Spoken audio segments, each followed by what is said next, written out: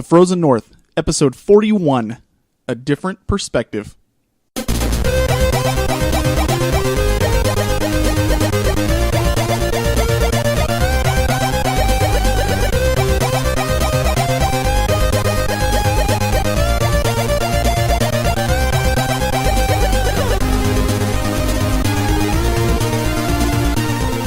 Hello and welcome to episode number 41 of The Frozen North. We're ready to talk about some games today. My name is JJ. My name is Mark. Howdy, y'all! You cough while you're saying that? Maybe.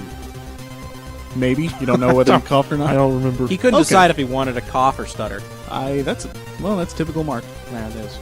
My name's Brian. I mean Matt. I mean Brian. As you can see, we're joined by Matt again. Brian, since we record 2 episodes at once, Brian obviously is not here again, but he will be back, I hope, next week. Not that we don't like having Matt around. We do, but, I think we don't. Brian's hatred of JRPGs. Hey, I have an announcement that I want to make real quick. Oh, boy. I have started playing the Mass Effect series. I mean, I don't know Have if you? you can announce that because we just said we record 2 episodes at once. I did literally just say that. By the time this episode airs, I will have started Mass Effect. Oh, how are you enjoying it? I am loving it. Yeah, you have no idea. Unbelievable. Did you like the part when... That was my favorite part. Absolutely. that was my favorite. With the spaceships and the aliens. Did you like the part when... You know what my favorite mechanic Garrus is? I killed love Shepard? going... I just spoiled it.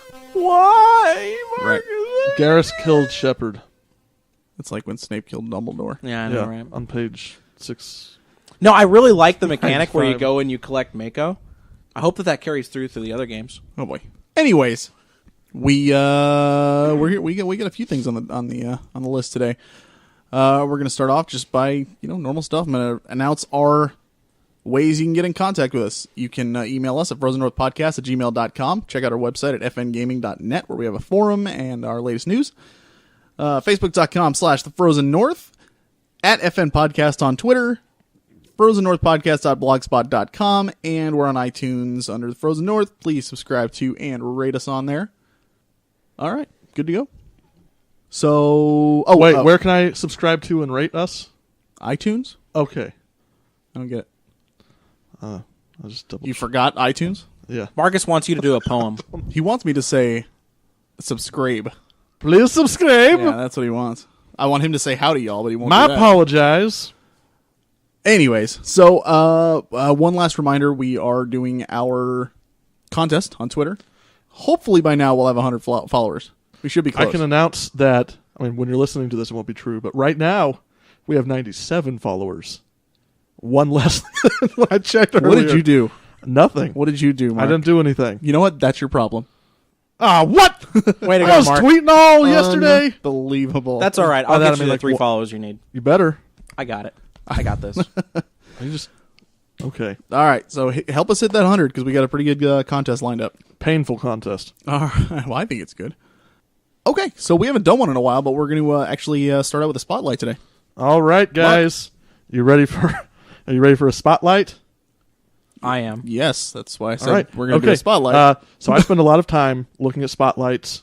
Well, not looking at spotlights. What am I saying? Looking at Kickstarter. You should see his pupils. They're ridiculous. He Looking at stares right Kickstarter, into them. And I see a lot of attempts to make old school throwback SNES era RPGs. But I don't see a lot of them trying to actually do anything new or original other than try and tell a story that they want to tell. So when I saw this game, Elysian Shadows, I was blown away. I sent it to JJ. I sent it to Brian because it's actually trying to do something different. They're coining it as essentially a next-gen 2D RPG for Dreamcast, Steam, and Ouya, whatever. Oh, yeah.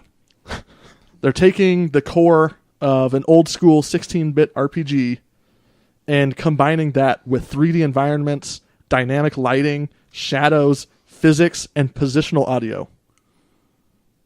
Positional audio just- sounds really neat. Yeah, that's pretty incredible. So 3D environments, like it's still going to be like It's going to be top-down perspective, though? It's top-down perspective most of the time, but there are times when the perspective comes up. They've actually added platforming elements to the game, and it's using action-based combat, which they say was inspired by Secret of Mana and God of War. That sounds like a match made in hell. It sounds I a love little it. bit crazy, but they've said that you can interact with your environment, use your surroundings to your advantage. They said you can even literally drop a potion out of your inventory and pick it up and smack a boss across the face with it. It's pretty good. Interesting. They haven't told us a lot about the plot, but they've said you will travel through lush environments, diverse biomes, explore mysterious ruins, discover a world caught in constant conflict between magic and technology. Magic is a gift reserved for only the loyal followers of the creator. I'm putting that in quotes. It's like a proper noun. While the non-religious sects of the society are forced to rely upon technology in their daily lives, upon uncovering a mysterious artifact deep within one of the ancient ruins scattered throughout the land, Julian and friends find themselves thrust into the middle of this rising conflict. You can solve the mystery of the ancient civilizations and prevent the destruction of your own civilization. So, you've got this strife between technology and magic. You're going into ancient ruins to try and figure out a mystery from the past. They haven't told us a ton of details about the plot, but it does sound pretty interesting. One thing that's going to bum JJ out is there is no overworld map. Oh, man. They said they wanted to create a world that is continuous and feels connected rather than disjointed and separated by a world map. Well, that's okay. I mean, that's worked before in games Yeah. like Link to the Past absolutely. and everything. Exactly. They actually fine. said their environments are very much inspired by Zelda, Link to the Past. Like, there's barrels, you can pick them up, throw them, chop bushes, stuff like that. It's not just... the phrase they used was no decorative doors. That's the rule. There's no decorative doors. Anything that looks like you shouldn't be able to interact with it, you can interact with it. So if Cool. there's a closet, you can go in the closet. Exactly. Good deal. I like that. I mean, I like that a lot. If there's a barrel, you can throw it at the enemies. You can set the barrels on fire. It kind of feels to me like Divinity, Original Sin in a way, but in a 16-bit SNES style. So it's pretty exciting to me. If you go onto their Kickstarter, you should check out their music because it's also really well done. It's a team of 7, I believe, working on it. They're asking for $150,000. They currently have about $88,000 with Correct. 22 days to go as of recording this. So Well, when this episode comes out, they'll probably have about 2 weeks left. Yeah. That's plenty. They've of got time. some stretch goals. I'm going to skip past most of them and go to the one that's important to me, which is if they get to 250,000, they're going to release it on PlayStation 4, Xbox One, and Wii U. And if they get to 260,000, 10,000 more, they're going to release it on the 3DS and Oh, wow. PS Vita. Very cool. That is very cool. So definitely go and check that out. Listen to the music. Listen to their vision because they are actually trying to do something unique. Totally different than what I'm used to seeing on Kickstarter. Definitely. And Mark is actually, he's looking to have a little chat with him and see if we Yep. can get something posted on the blog as well. So look for that for sure. Yep. And that's spelled ELYSIAN, Shadows. So go to Kickstarter and check it out because just looking at the screenshots, the pictures, and it looks like it'd be right up my alley for sure. So I love those old school games. Old school game with a new school look and feel, Yep. or wait, new school game. It's worth with it an just old to school see- feel. You know what I mean? Just Old- to see that they've done a day-night cycle and 3D lighting on 2D sprite graphics. I love it. I mean, how do you do that? Who does that? These guys do it. Old Very school cool. game without the old school problems and with a new school feel. There you Mhm. go. I'm loving it. Boom. But it's a new school game. Absolutely. You said old school. Forget it. Anyways, No, it's an old school game. it's not an old school game because it's coming out now. Matt! All right, I'm an idiot. Fine. Man, nobody Man. said man. It's a throwback to the old school. There you go. There you have it. There you have it. All right, cool. Excellent. Yeah, definitely go check it out because hopefully this one makes it. It looks like it's on pace. I think it's going to make it, definitely. I'm hoping it makes it. It's going to be a stretch to get to those stretch goals though. For me, But if see it what makes happens. it, man, for me, the thing that's so startling is the fact that they're able to make all these amazing things in this kind of a game with only $150,000. That's all they need to get this game to the shelf. they've actually been working on it for years, and this is just the final push they need to get it done. That's incredible. to me. That's Like, I'm exactly how loving it. Kickstarter should work. Exactly. They should have a product that's virtually ready, and then you just need that little bit of extra. So that's what Licensing, you ask for people to do. distributing fees, Correct. stuff like that. Exactly. Yeah. So I mean, they're doing it right. Mm-hmm. All right. With that, we are actually going to head on over to ourselves. Myself, Mark, and Brian actually had a chance to Skype in Izsak, who is our first official reviewer for the site. We did this a couple weeks ago. I'm going to go ahead and just, with the power of editing, throw it in here. The power of editing. So you will hear Brian's voice. He was there. He's actually here right now. No, it's not. He is in spirit. Yes, absolutely. But we're going to go ahead and hop over there and talk to Izsak for a little while. And yeah, so here we go. All right, we are here with our newest addition to the Frozen North family, Mr. Izsak. What's going on, man? Not much, just browsing around the internet, talking to you, obviously. There, absolutely. There you go. Cool. Well, we're excited to have you on board. We signed you up as our first official reviewer. We haven't actually published anything yet because we're wanting to eventually set up a time where we can work out the details of how we're going to do it and get the layout. And honestly, I'd like to maybe get one more reviewer on staff if we can before that. But if it takes too long to find somebody else willing to do it, we'll probably just run with it and see what happens. You sent us two to apply. One was on Xenoblade Chronicles, and the other was on The Last Story. And I mean, Mark and I read over them, and both of us were just like, "This is extremely well written." Yeah, they were and, really good. I mean, I haven't finished The Last Story yet, but after reading your thing, I really want to go back and finish it now. So, Yeah. I picked the two games I could probably talk about the most, even though The Last Story isn't, my favorite Wii game ever. It's a Sakaguchi game, so I had to review it. Definitely. So. Yeah, absolutely. Okay, well, why don't we talk a little bit about you? What can you tell us about your gaming history? Why do you like it so much, and what kind of you been playing lately? So I started off playing a lot of platformers when I was younger. I played a lot of Mario Brothers and stuff like that, and I played Super Mario Sunshine on the GameCube. And what happened from there was that I was exposed to the Mario RPGs. So Super Mario and Luigi Superstar Saga for me, and Paper Mario: The Thousand Year Door. I didn't play Legend of the Seven Stars till several years later, so I'm a little bit different in that regard. But I love Thousand Year Story so much that it actually encouraged me to get into other RPGs. And a few years later, I eventually picked up Dragon Quest IX, and that's my first foray into JRPGs. And from then on, I just started gradually building up my JRPG reservoir. When I was younger, I used to only play not only Nintendo games on Nintendo platforms, but only Nintendo published games. I would not play any third-party games when I was younger. So, I mean, I grew out of that obviously, but for a while it was nothing but only Nintendo published games. So, and I managed to, thank goodness, kind of cheat my own rule because Dragon Quest IX was published by Nintendo in the U.S. so when I managed to evade that. But yeah, I definitely grew out of that, and now I'm a huge third-party fan. So. Cool. How just out of curiosity, I have Dragon Quest IX, but I haven't actually played it myself. How is it?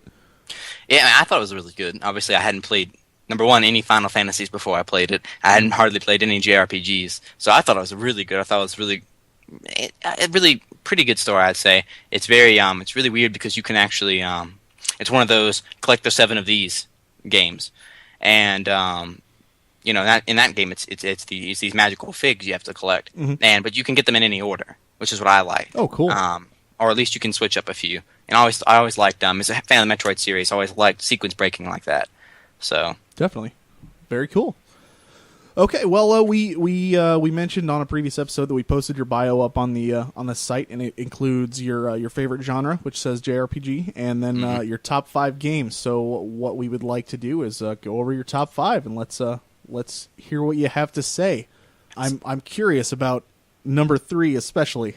Because that's I mean, it's a great game. It's just it seems so far out in left field compared to the other games you had there. Yeah, definitely. Yeah. So, okay, let's start with your number 5. All right, number 5 is Final Fantasy X HD. I'd never played the SD version, but so I have a weird experience with this game because I haven't finished it yet. My number 4 has been taking up too much time for me to actually finish it, but and I have been working towards it, and I just love every aspect of it. I know it's universally hated because everybody hates Tidus from the game, and I know a lot of people think it starts the downfall of modern Final Fantasy, and a lot of people consider it the last truly good Final Fantasy game. Well, I mean, I like 13, so obviously I don't go along with that with that crowd, but I think 10's it's a great game. It's well polished. It's got a good story. The battle system is the best thing I can say about battle systems in games is as long as they don't take away from the experience, and 10 certainly doesn't. I hate the random battles in it because I hate random battles. Me too. But besides that, it's great. It's very solid, very well put together game. The story starts off a little slow, a little cliche, but from what I can see, from the point I'm at right now, it builds quite well. Lots of layers of subtlety and stuff. That's not nearly as political or nearly as complicated of a story from what I've seen so far as it is in other Final Fantasy games. It has some religious aspects to it, which I find interesting. Definitely. But it's not nearly. I don't find the characters as quite as interesting as other Final Fantasy characters. But that aside, I think it's a great game. I highly recommend it. Now, I would definitely recommend the HD version. I played probably played the first opening hour of the original game, and because when I bought it, I'm like, I don't need to buy Final Fantasy X HD. I can buy this for like $20, and I ended up buying X HD anyway. But I played the original and the SD version, and it's definitely an upgrade, obviously, to play the HD version. It looks great. The people who Square Enix outsourced it to polish up the textures and polish up the polygons, they did a really good job. There's some really weird fiddling because of the way it's been upgraded to HD, and it looks weird sometimes. And you can tell a lot. You can tell the difference in the facial models a lot worse in between pre-rendered cutscenes and normal in-game engine cutscenes. Mm-hmm. But it's the technology that they had in 99 and 2001 to make the pre-rendered cutscenes still stands up today. I'd say it looks probably about as good as 13 does, non-pre-rendered. So that's saying a lot for a game that was started development in 1999. Yep. Now it's extremely linear. It's probably the precursor to 13 about how linear it can get. There's no deviation from the path, none of that stuff. But I love it anyway because I don't have to have non-linear story. I'm only there to experience the story, and that's why most of the time when I play a game, I probably only explore probably 25% of the world. I go straight along the path of the story. I rarely deviate, and that's probably a reason why I don't mind the linearity nearly as much. It is linear, and that's a big complaint that people have about it. But honestly, the amount of content and the things you can do in there, the only thing that's linear is just the zones itself, not like the layout of the story and the way it presents itself. It's just, it just feels like each zone is not each zone, but a lot of the zones are kind of just a hallway you're walking down. But there's so much to do that I love the game. So now, in terms of hallways, I found that there were much wider hallways, and they were at least multi-path. They tapered off at the ends of each one of the segments. Yeah. But it wasn't just. I said I love 13, but it definitely was not just a hallway with literally nothing else there to see. Absolutely. And that's probably my biggest thing with it. The voice acting, from what I've heard so far, is a lot better than it was in the original the original 10. One thing I didn't know I was really interested to see is that John DiMaggio voices Waka in there. He's the guy who voices, if you've ever watched Adventure Time, he voices Jake. Mm-hmm. So I found that extremely interesting, and after hearing it, he's such a good voice actor. The problem is that the script can be a little stilted at sometimes. I don't think it's the voice actors that are the problem. Most of the time, it just seems the script's kind of flat. Yeah. But from an earlier 2000s game, this JRPG especially, I've come to expect that. It's not a problem. You can kind of get over it.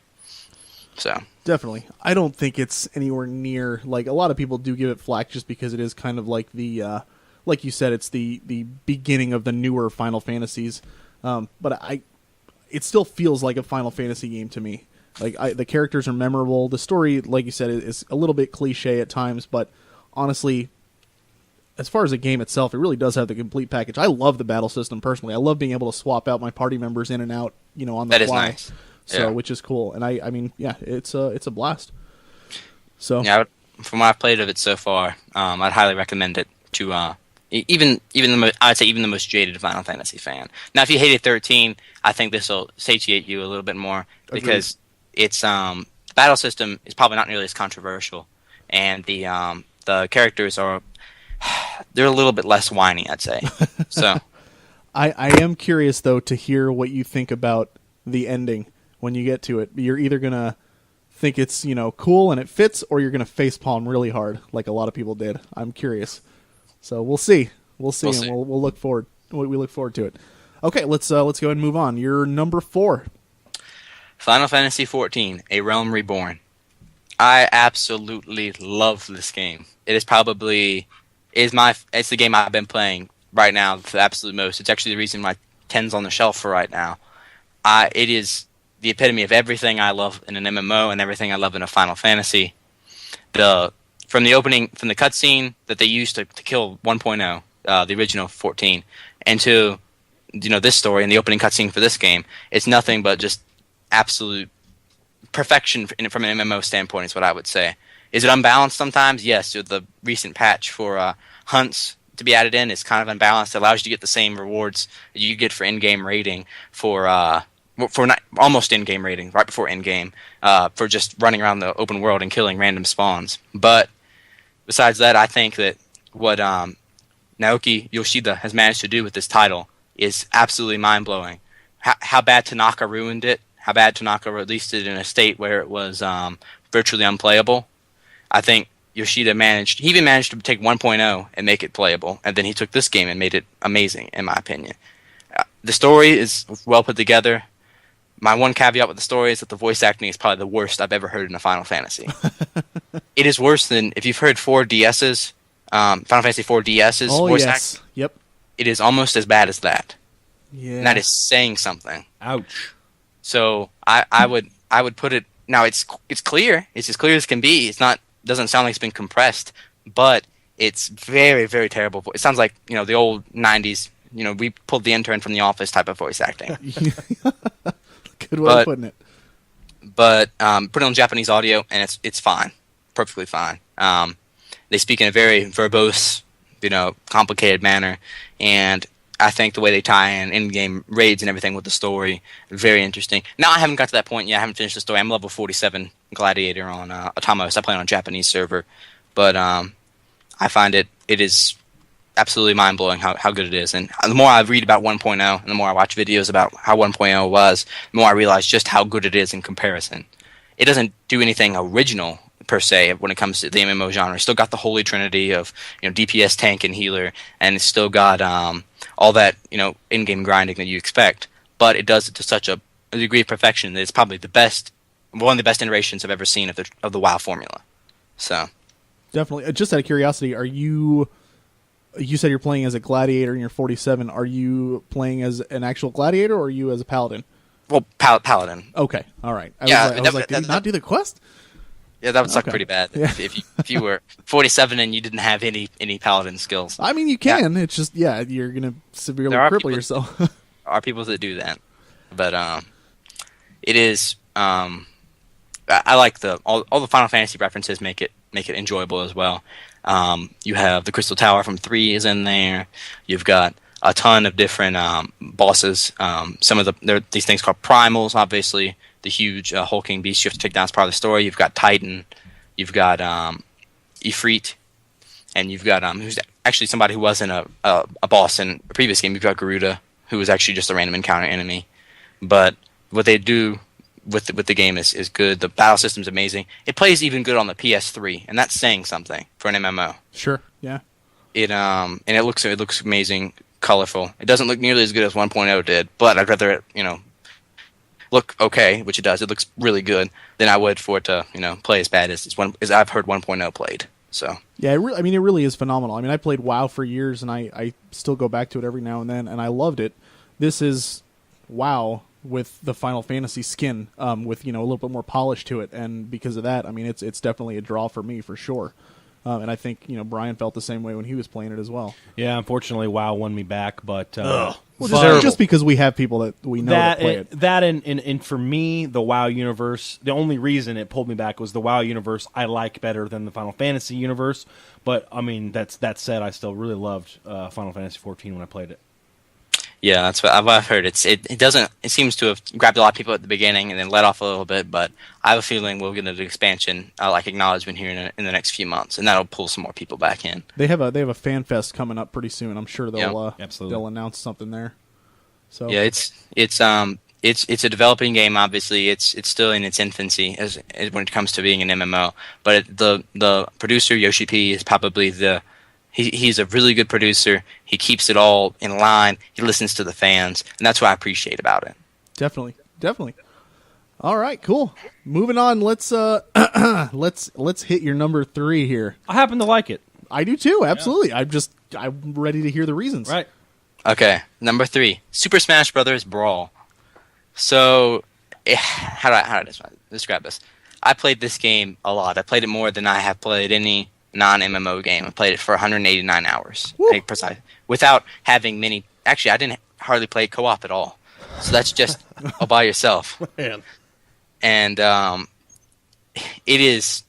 I'm looking forward to Super Smash Brothers 4, but the lack of I love the story in Brawl. It's just the fan service in it. I know it's just fan service, but it is so. It just captures all that wonder that you see when you whenever you open a Nintendo game. You mentioned the story. Are they not doing that with 4? Because that's one of the real reasons I liked Brawl as well, is doing the single player story. No, there's none because oh man, Nintendo! It's a letdown. Yeah. Yeah, Sakurai said back a few months ago that it was because he didn't enjoy the fact that the cutscenes were leaked online was his excuse for that. Oh, they're awesome though, man. I love the story in Brawl. I know, and I thought it was good. It is. They did it all without any dialogue too. Hardly exactly. it was like one line of dialogue in the whole thing, I think, and it was just like a probably just one of the pre-built taunts. But I thought it was a really well put together game. Obviously, the actual fighting aspect of it is balanced. I know people prefer melee sometimes because heavier characters, wave dashing, all that fun stuff. But I like Brawl. I played melee a lot, but I hated how heavy the characters felt, and so I liked it when I played Brawl, and I liked them lighter. And obviously, I mained Meta Knight. Obviously, that's kind of a cheap main for most people because Meta Knight's super unbalanced in that game. That's one. That's one caveat with it is that Meta Knight and a few other characters are completely over top everybody else. They're ridiculously overpowered compared to bottom tiers like Ganondorf and Link, and that's one problem with the game. Another problem, I don't like that Solid Snake's in there. It just kind of ruins the experience for me. Sometimes part of the Nintendo immersion when you have a third-party character in the story mode and within the actual game itself. I don't care for him being in there. That's all that fan service, like you mentioned, though. I mean, that's all that was. Oh. Yeah, but I just feel like if they would have made the upcoming roster with Pac-Man and Mega Man as third-party characters, that would have fit in a lot better. It'd have been a lot more seamless. And Sonic, that makes Sonic sense. fit. Yeah, Sonic seemed to fit in well with all that. Definitely. But I absolutely, like I said, loved the story, loved the trophy aspect, all the music on there. It was a lot for what it offered. It was, obviously a small package. I think it was a dual layer disc, so it was like 8 gigabytes, but it offered a heck of a lot of fun for that much. So very, very cool. And I think anybody who grew up paying attention to Nintendo versus Sega, as soon as they heard this game was coming out and Sonic was going to be in it, they were like, "Oh, we finally get to see Sonic and Mario duke it out." Exactly. Sweet. Yeah. So, but yeah, I mean, I it's a fantastic game. Yeah. And I can't wait for the new one. Except now that I know there's not a story, I'm less excited. Yeah, that's Dang kind it. of that's a letdown. Oh, It is, yeah. I didn't know that. either. Yeah. But I mean, I'm still pumping myself up because the online will be better, hopefully, Yeah. which I'm looking forward to. Because the online in Brawl was horrible. Are you going to It's get it on 3DS or Wii U? Both. Both. Bam. Oh man. I'm going to put down the cash on this, and I'm probably going to buy a Wii U to play it when it comes out. So There you go. Heck yeah. Okay. Moving on. Number 2. This is a great pick. my number 2 is probably the first, it's one of the first is the first Super Nintendo JRPG I ever played. Chrono Trigger. It is really good. I don't know how to describe it. It's the fact that it's not number 2 and it beat out the 3 I know 3 below it or whatever, is a testament to how good it is. I think that Chrono Trigger, I love Yoshinori Mitsuda. He did an absolutely fantastic job on the music in this game. I like the fact that Akira Toriyama did the art design. DBZ. Yeah, I'm a big Dragon Ball Z fan, same. so that fit in well. And I love the fact that it was Square and Enix before Square Enix, if you know what I mean. And I think that the fact that they cooperated to make this game before they were actually merged together is positively amazing. Mitsuda, like I said, he just blows it out of the water with the score. The fact that he managed to do it on a Super Nintendo where there was limited room for music, it still had a pretty nice sound card, but there was just, you couldn't actually, it was a lot harder to do the music on. I think he did an absolutely fantastic job. The story's well written. All the characters are likable. There is a silent protagonist, but I mean that's kind of what you get with the JRPGs at the time. It's just Goku with red hair. Yeah, it basically is. But he shares a lot of the same habits. He likes to eat a lot. Yep, stuff like exactly. that. But it is. In my opinion, when you judge a 2D JRPG from the past, maybe even some that are being released today, as a kind of throwback, Chrono Trigger is the standard to judge it on. I think Chrono Trigger epitomizes everything that is good about the genre, and from that time period, obviously, I think it's better than Final Fantasy VI. Not because Final Fantasy VI. Yeah, I do. Man. Because not because. Hey, Isaac, I'm with you. Because as much as I love 6. I felt like it was held back by random encounters, which is a thing of its time. Yeah. I felt like He's talking like me, like that. Yeah, that was a big draw to Chrono Trigger. I felt that, and this is going to hurt too. I felt that I liked Mitsuda's score in Chrono Trigger better than Uematsu's in 6. I can actually see that. Yeah, that makes sense to me. I felt they were very much on even ground, so I can see it skewing one way or the other. We've had so much depending. exposure Yeah. to. Yeah, No, that's obviously legit. That's legit. I played Chrono Trigger first, obviously, so that's probably a reason why nostalgia being factored in there. Definitely. But it is it's a very well put together game. The characters, while they're not ensemble and there's an obvious main character in the game, he's so in the background. It allows the other characters to truly shine. And I think that the fact that there's a point the midpoint in the game. You actually I like the twist in the mid part of the game. I think it's very interesting and allows the player a choice to either save or kill a certain character, and that actually, in my opinion, that choice outlines the rest of the game for you. Because obviously, I loved using that character, but it was great, very well put together. I thought I was near the end when I was in the middle of the story because of the way everything was setting up. I'm like, wow, I'm getting near the end. This is going to be great, and then it turns out there's a whole other half of the game left, and I love being surprised like that. The fact you can see your enemies—that's another good thing. Absolutely. That and basically the part where the 2 party members would work together to attack the same enemy, or 3 party members, that was ahead of its time in my opinion. I thought that was great. So just overall a very, very, very solid game, a great game. It's probably my favorite Mitsuda score that I've heard. Have you played Chrono Cross? No, I own it. I might play it on. I probably play it on my PSP honestly because I own it the digital version. So The music on that is very, very solid as well. It's probably Yeah. better than Chrono Trigger, to be honest with you. But I mean, it's got a different generation. It's actually got That's a personal thing. Sure. I think it's better too, but a lot of people are Right. It's kind of 50-50, honestly. But if you look at it like it's on disc, so it can actually have. Well, definitely, you got the better sound font. Yeah. Right. It sounds almost like real instruments a lot of the time. Absolutely. I've heard the same things about the score. I've heard that it's pretty good. So Definitely, yeah, very good. And honestly, like with Chrono Trigger, even though yes, it is a 2D game, came out in the early '90s, it still holds up so well today. Like Brian just played it for the first Yeah. time, and he loved it. So, and he's another one of those guys that likes a lot of the new stuff and everything. But I mean, just when a game like this comes along and holds up that well for that many years, it really speaks to Definitely. what it did. I didn't like having to fight Lavos 8 times. I felt that was Ah, gratuitous. come on. I thought that I actually liked that part because I liked the fact that you see these constant threads throughout the entirety of the game. So, and I like the fact that he was always there.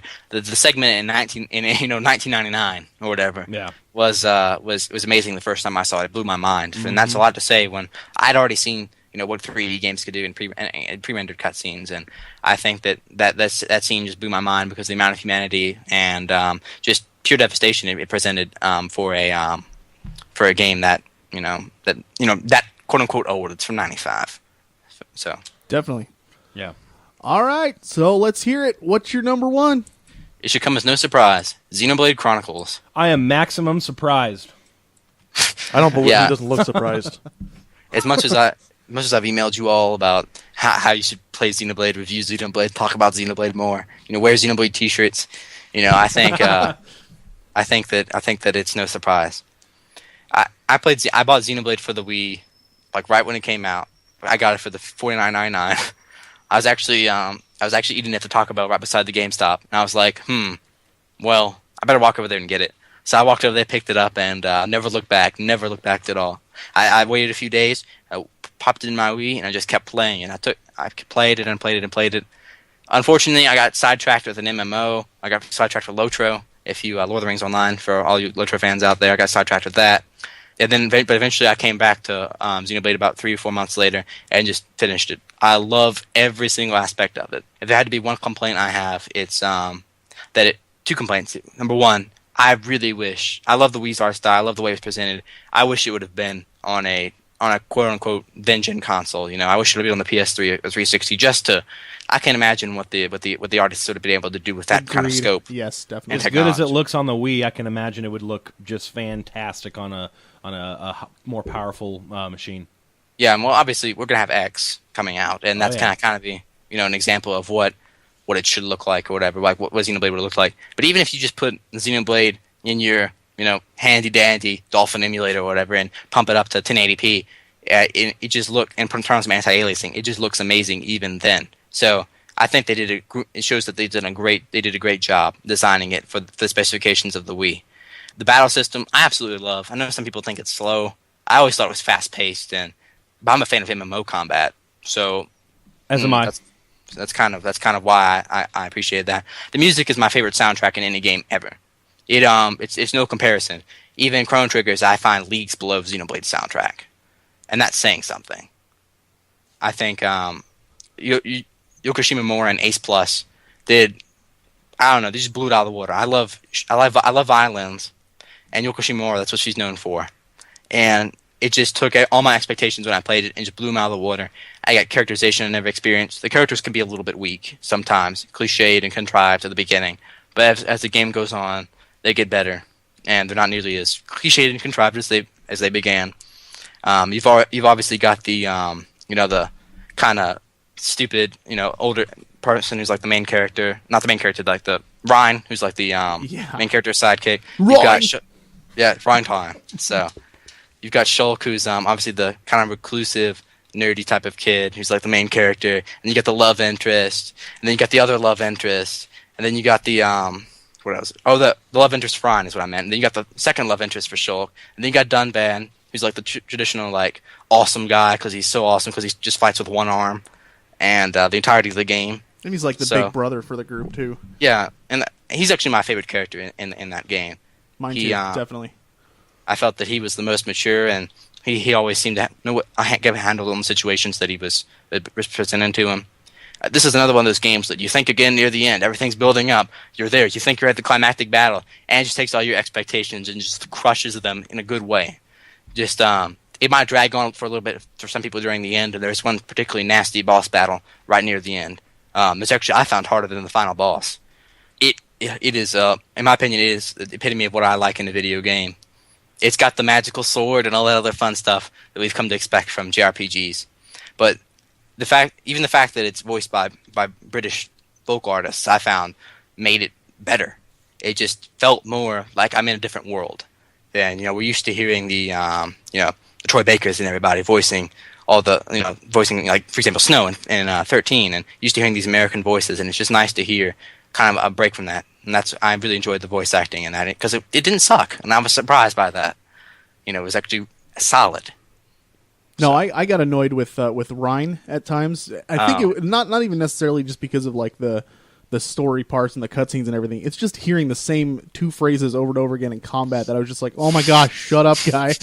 And if you use Ricky, oh my gosh, oh. Okay, Ricky is annoying. I will admit that he fulfills the annoying animal part of the JRPG cast. He's annoying. I was looking it up, but there's one touching scene with him and Dunban that kind of it kind of made me feel a little bit better about Agreed. Ricky as a character. Definitely. And the theme that plays during that is just amazing. It's a remix of his really quirky character theme. So, but yeah, Shimomura just hammers on those violins the whole time, and they're in almost in every single song of the game, and they melt your heartstrings. That's what I'm saying. I'll say that's every time I turn the game on, almost every time, I would listen to I would just sit at the start screen and listen to that theme. It's gorgeous. Mm-hmm. It's amazing. It does a good job of portraying every single aspect of the game. Yeah. The fact that there's some happy moments, there's a lot of sad moments, but the game has some time to make fun of itself sometimes. It's not all seriousness, and that's what I like about it. There are some moments that allow you to take a little break and laugh when there's that. And the world design, two big titans that fought and then stopped and then you're on their bodies now. That's amazing. It might not be particularly original. I mean, Transformers had Unicron and everything, but it's I find it extremely well put together. And I'm going back and playing Xenosaga and Xenogears sometime soon. So I kind of want to go and see if there's any tiny little references in Xenoblade to that, or if there's any similar art styles or character portrayal besides the obvious Nietzschean themes that overlie all of them. If there are any tie-ins, you might see it just from the ending of Xenoblade. I won't say anything because these guys haven't beaten it yet. But I can see that. I will say I was gonna be so upset when I was playing through it the whole time. I'm sitting here where did these Titans come from? All it is has been talking about you're just on them and that's it. And I'm like, are they on a planet? What the heck is this? We're just on two giant gods or whatever. What is this? And then you beat the game and it tells you everything. And I was like, oh wow. So it's so cool. I was gonna be so mad if it didn't do that, but it did. I love the ending. Yeah, it is. The ending is it's extremely sad sometimes.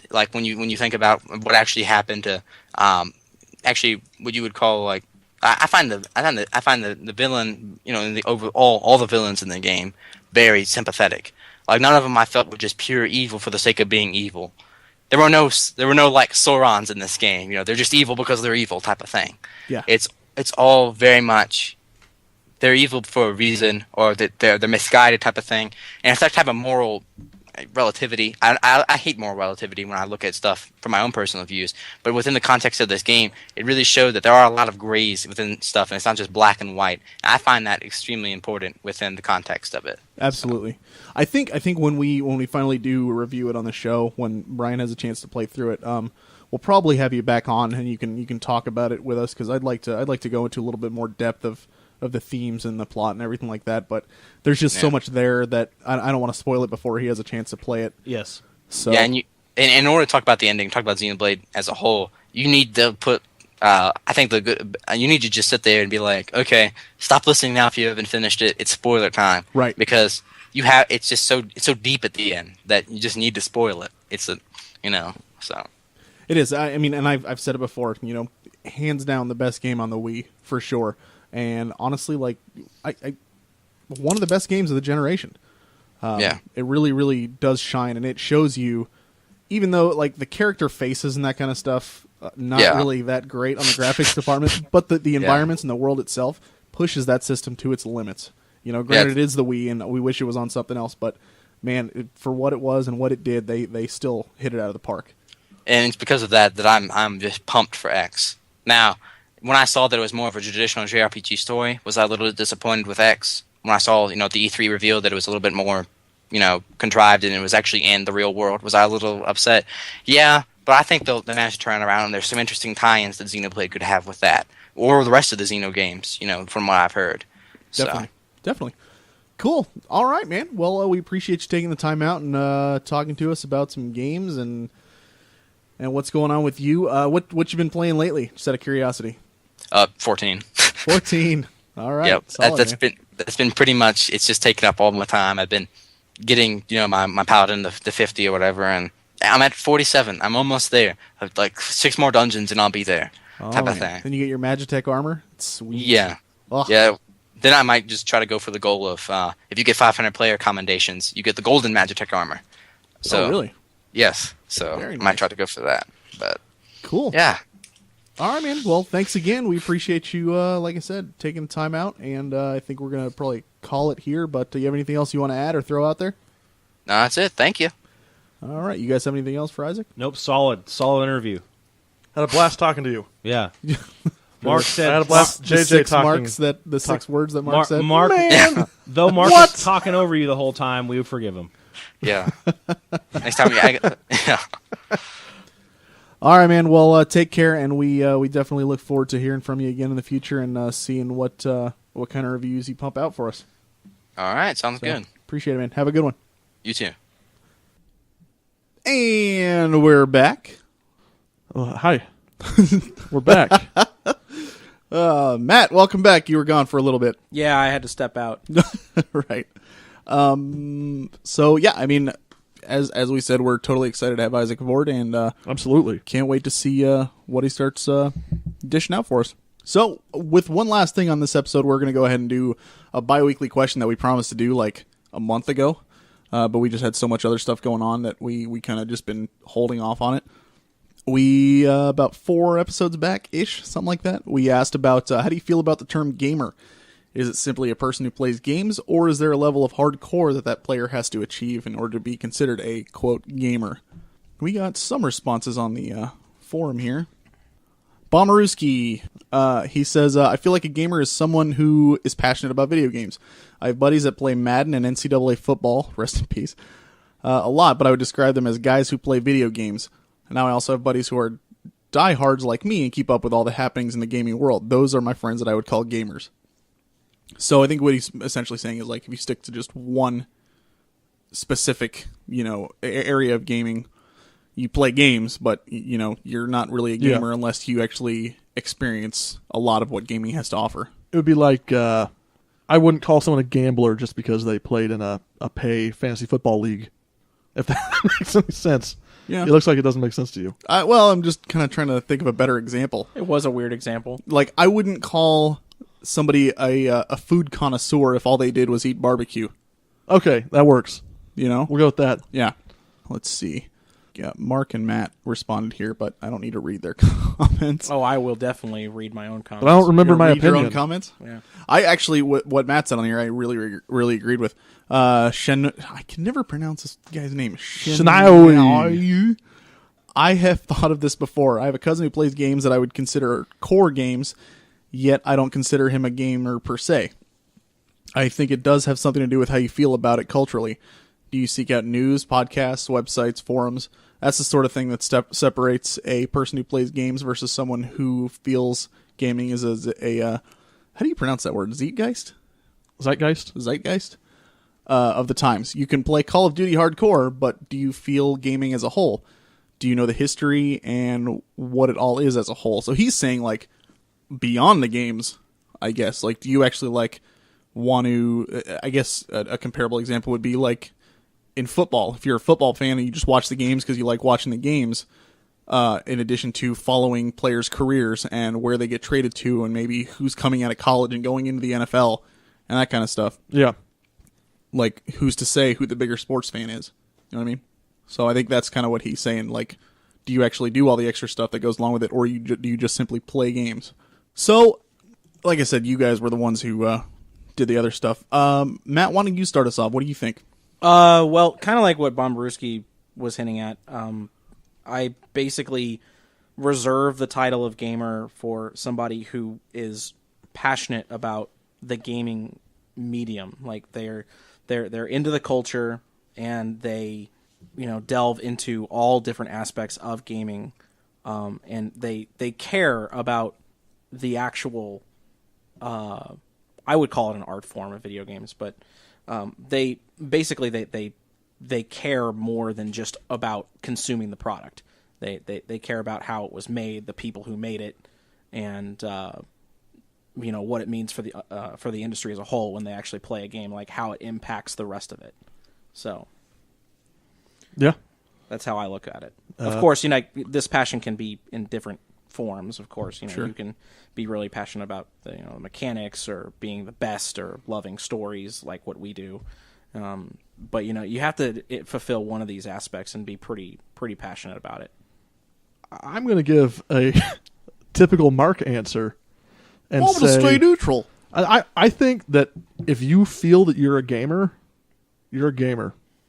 Because that's a self-applied title. Not, I mean, if you want to be considered a gamer, that means you're passionate enough about games. You're putting that title on yourself as a badge of honor.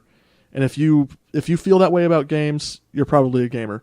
But then I think about like the title of hunter. Because gamer, we've made this term that's a little bit more innate than just fan of games. It's not fan of games. It's not fan of football. It's its own word. Like hunter is its own word. And I wouldn't say that someone who goes out and hunts once is a hunter. Mm-hmm. Someone who goes out and hunts and has the gear and Regularly. knows what they're doing, that's a hunter. So I think I actually do agree with Matt that there has to be, you can't just be passive about it. You have to be really active and engaged and maybe keep track of the history of where certain game designers came from or play games 5-6 times a week. You have to have some kind of active, engaged aspect in your life.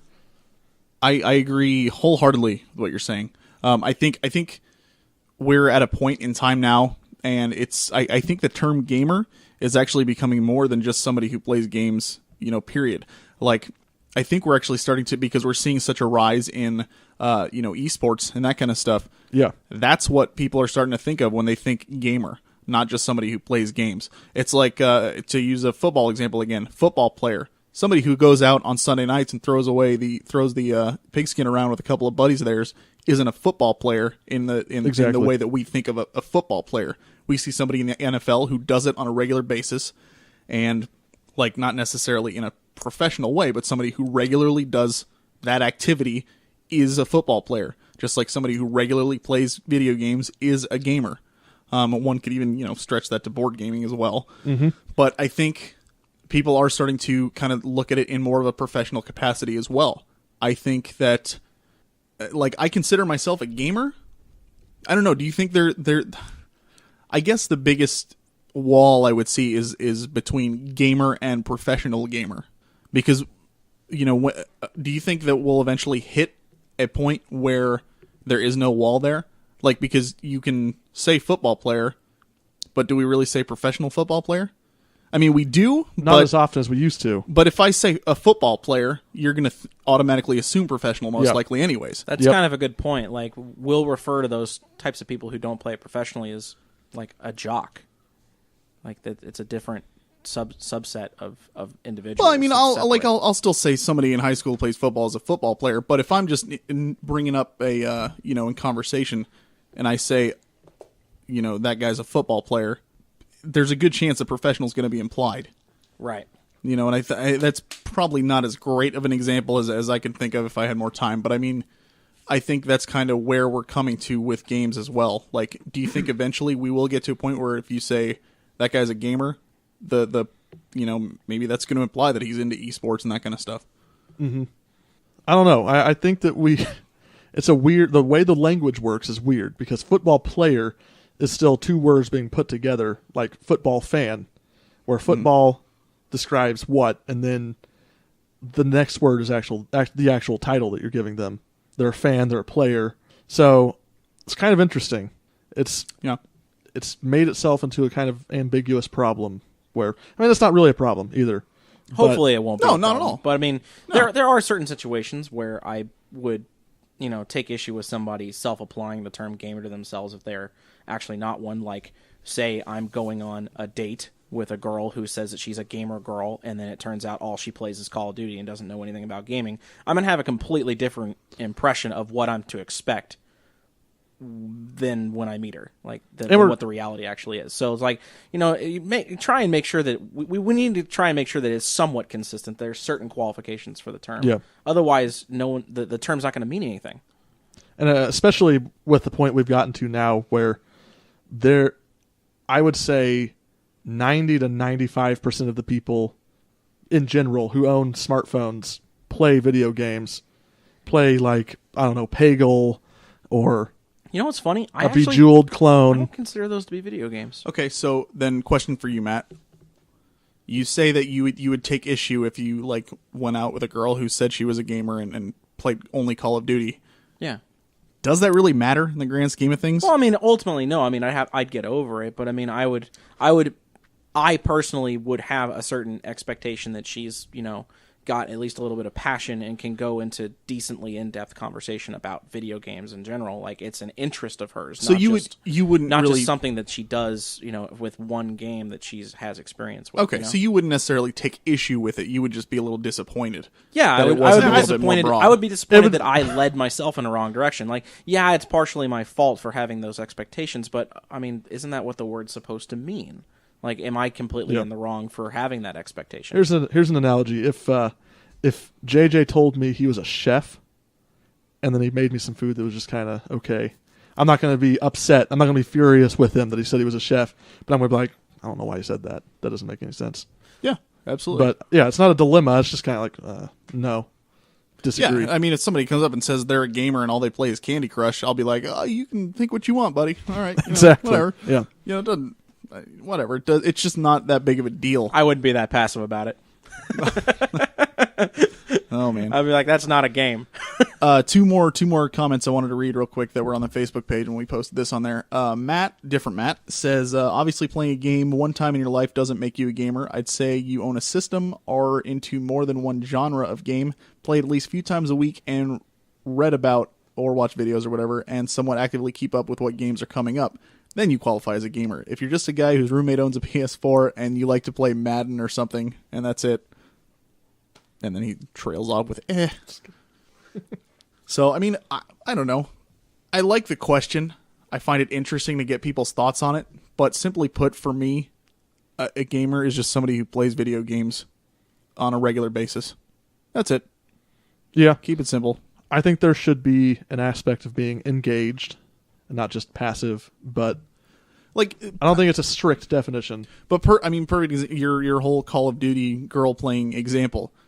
If she's not a gamer, then what is she? Is she a Call of Duty player? Are you going to call her that every single time and that's it?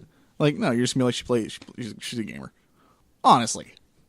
It's kind of a conundrum. It would probably depend on how often she plays Call of Duty. Like, if she's completely obsessed with it, then I'd just be like, all right, I guess I have to call her a gamer because there's nothing else better to call her. Man, your at the dates time. must suck. So it's like, wait, so all you do is play Call of Duty? How many days out of the week do you play?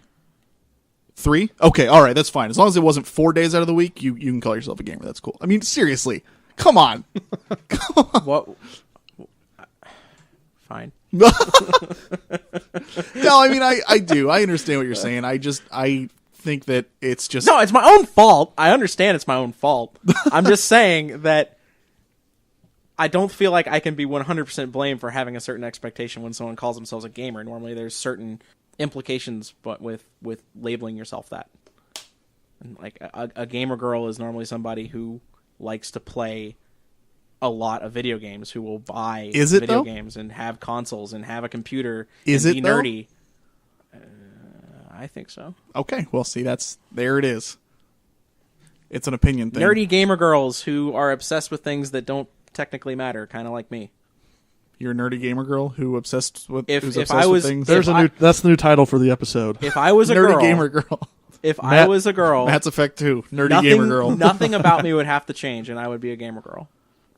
What? I don't know what you mean. Wait, what? Absolutely, I'm sticking to it. Nothing would have to change, and I'll be something would have to change. I'm so No, I'm saying something if would I- definitely have to change to make you a gamer girl. The change was that I'm a girl. That's the change. But nothing else about my personality or anything that I do would need to change, and I would be a gamer girl. Things just got awkward really fast. Yeah, I'm so confused. I think we've right now. settled the argument. Absolutely. I think we learned something new about Matt as well. One last thing, Isaac also commented on here. He says, "Gamer is a relative term, but it is most surely applied to someone with knowledge of gaming in general, or an in-depth knowledge of one particular genre." It seems like a lot of people feel like as long as you go beyond the video games, you're a gamer.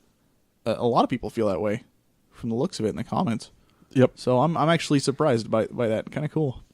So I mean, I'm still just sticking to the simple thing. Like, if I know somebody plays video games on a regular basis, I'd call them a gamer. It's kind of like a common perspective. Like, if people will look at other things, like other things about culture, from a quote-unquote gamer perspective, of someone who actively consumes a lot of video games. They're aware of things that happen in the gaming industry, therefore they have certain commonalities in the way that they judge and perceive other industries, such as movies or comic books and stuff like that.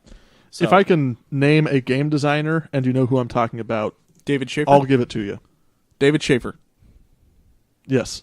Yes. I knew it. I knew it. JJ is a gamer. All right. You guys got anything else to add? Mark Jacobs. That's what you wanted to Jackson. add? Oh my gosh. 2 weeks from now, we're going to be asking, ooh, I like this one. What types of games do you see becoming really popular once VR gaming becomes a common thing? Yes. I'm excited for that one. Heck yeah. I am too. I'm excited, but I do take issue with the premise of the question of VR becoming a common thing. I'm not sold. You don't think it will? I don't think so. Wow. Oh my God. Man, that's a They've tried several times. Yes, they didn't have the technology the last several times I tried. Have you played the Oculus Rift? I do think the Oculus Rift has the best chance of doing it, but I still don't think that the public at large is going to catch on. It's kind of like the MMO mentality. I don't know if enough of the mainstream is going to catch on and invest in it enough for people who want to make a lot of money. Well, look, you got another segment idea. Bam. I don't understand. You hate big money in video games. Yeah, I do. But so why is this a problem all for right, you? All right. No. All right. I hate it all because right. I acknowledge Great, guys. its existence. Okay. All right. We'll go ahead. You did this, JJ. Yep. I just asked a simple question. It had nothing to do with what you guys just answered at all. Ridiculous. We'll take the rest of the argument off the air. I mean, I'm still left on Matt being a gamer girl. Yeah. A gamer girl who hates VR. And likes My Little Pony. Oh, wow. Okay. All right. This is the Frozen North. Signing off. I want to thank you again for taking the time out to listen to us. My name is JJ. My name is Mark. And I'm Matt. You certainly are. way to just feed that. Okay. Thank you again very much. And as always, keep on gaming.